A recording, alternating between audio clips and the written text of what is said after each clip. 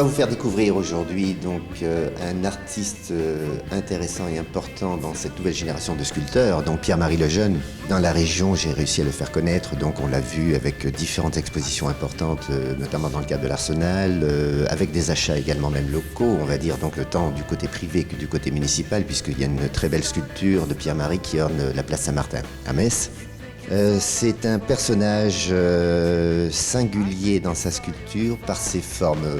Donc ce sont des formes en fait d'un alphabet imaginaire.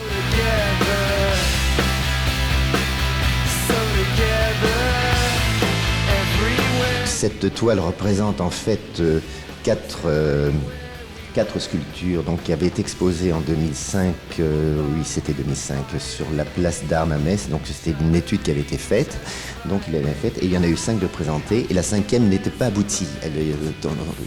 Il avait fait son tableau, il n'était pas abouti, donc il l'a représenté par le chiffre 5 en haut.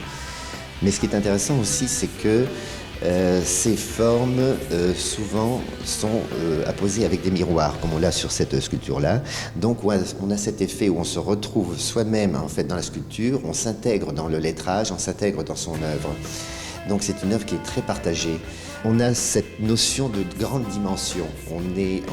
C'est pas réducteur, c'est quelque chose qui va beaucoup plus loin et qui nous explique. En plus de ça, il y a un côté très universel parce que ce sont des signes. Ce sont des signes, son alphabet, ce sont des signes qu'on peut retrouver en fait dans des peuples, dans des civilisations totalement différentes. Et donc il s'en approche beaucoup. Il y a des influences, mais il y a vraiment sa propre personnalité qui est ressortie. Et puis on voit un travail de Pierre-Marie, ça se voit tout de suite. C'est clair.